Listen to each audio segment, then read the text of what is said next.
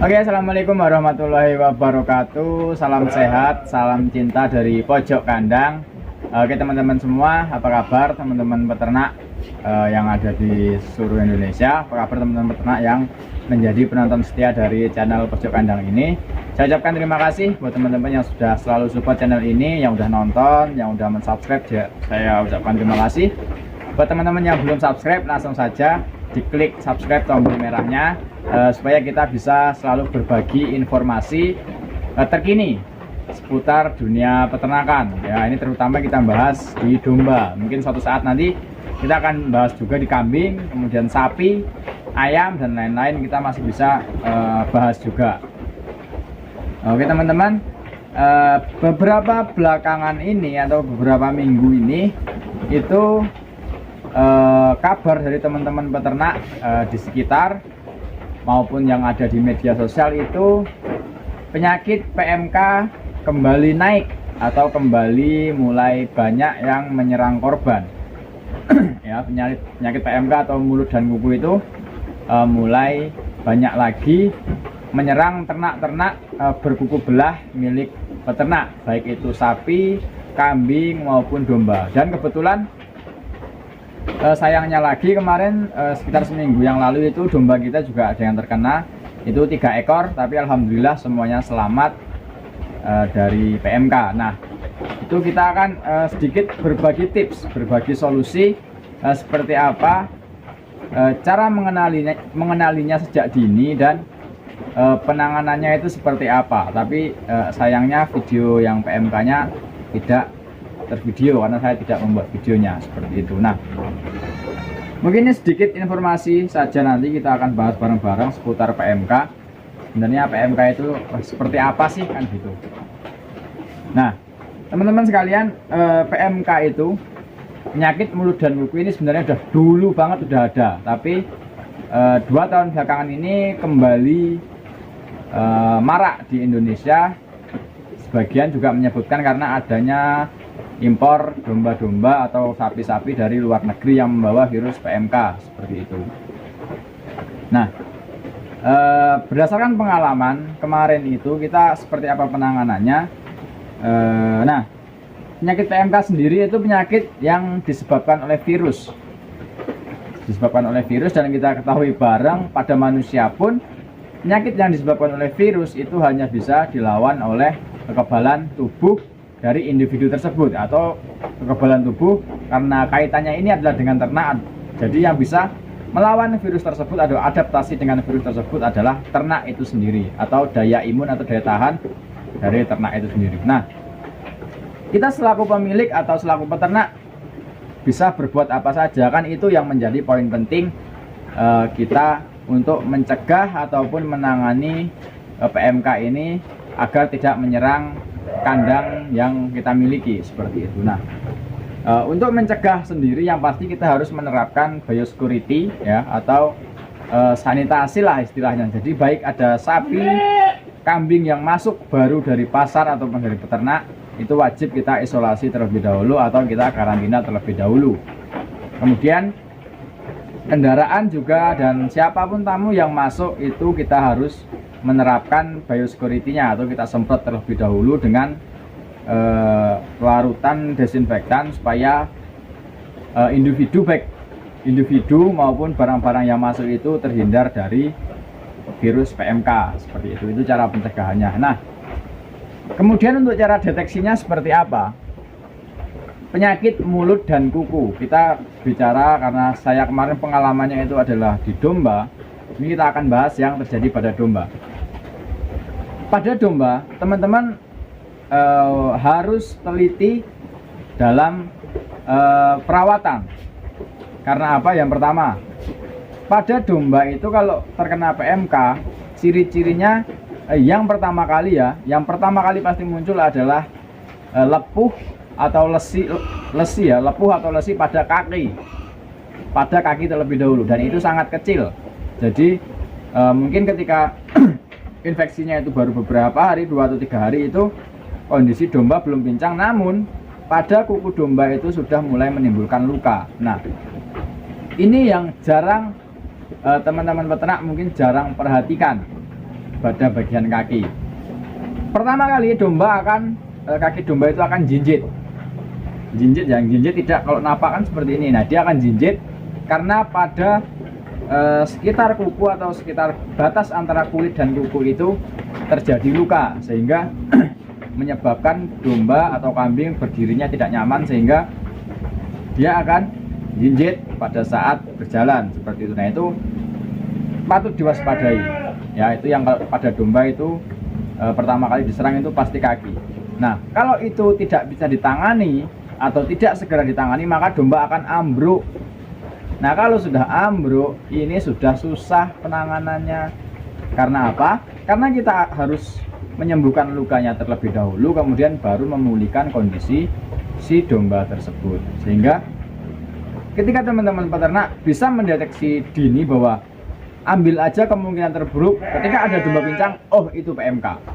Jadi kita tangani sesegera mungkin sehingga meminimalisir terjadinya kematian. Pada sapi pun sebenarnya sama. Sebelum kena mulut, kebanyakan pasti terlebih dahulu menyerang kaki. Tapi pada sapi, karena bobot sapi berat, ketika ada luka sedikit pada ujung atau perbatasan antara kuku dan kulit, itu tidak terlalu terlihat.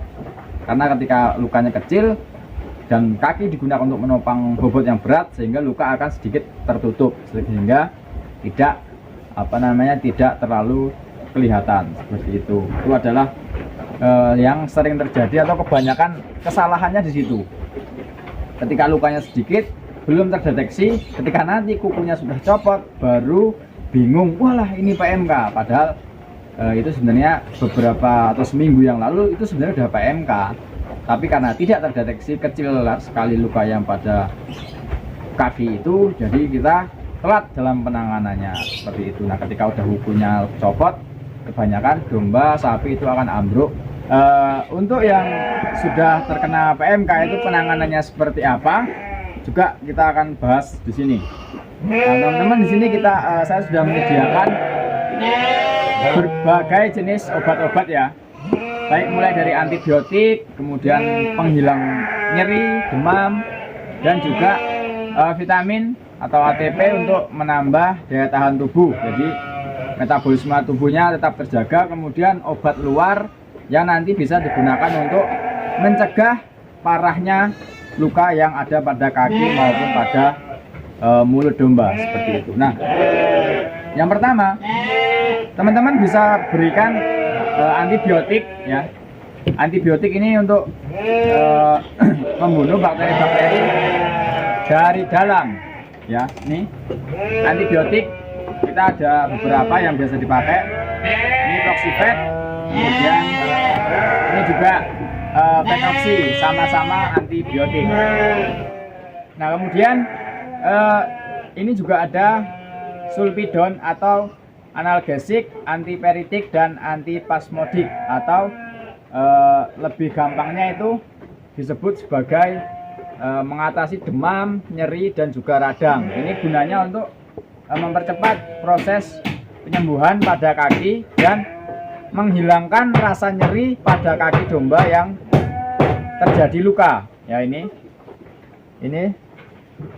sulprodon ya. Ini kalau teman-teman beli, dibaca ini pasti ada analgesik, kemudian antiperitik. Nah, itu gunanya adalah untuk mengurangi nyeri pada luka, sehingga domba-domba atau sapi-sapi yang terkena luka, nyerinya dan demamnya juga akan berkurang ketika kita berikan obat ini. Juga sama, Mediopron juga sama untuk menghilangkan nyeri. Kemudian ini ada vitamin atau ATP. Ya, ini ATP kita pakai Biopros. Kandungannya ada ATP. Jadi teman-teman kalau beli vitamin atau beli untuk menambah nafsu makan atau menggunakan menambah stamina, itu beli produk yang ada kandungannya ATP ya, ATP. Kemudian ini B kompleks juga kita suntikkan pada domba. Kemudian ini dikodin atau yang biasa beredar juga Gusanek untuk menyemprot area luka supaya tidak menyebar atau tidak makin parah. Kemudian ada salep Salepcil juga untuk melumasi luka sehingga tidak memperbesar luka seperti itu. Nah, penanganannya seperti apa? Nah, untuk penanganannya, yang pertama ketika teman-teman sudah mendeteksi bahwa domba ataupun sapi teman-teman terkena PMK, itu yang pasti segera pisahkan dengan sapi lain sehingga mudah dalam pemantauannya. Itu yang pertama. Yang kedua, teman-teman bisa bersihkan area luka dengan menggunakan alkohol, bisa menggunakan infus luka, itu sangat efektif. Tapi yang sering saya gunakan adalah infus luka ini, gambar yang seperti di samping.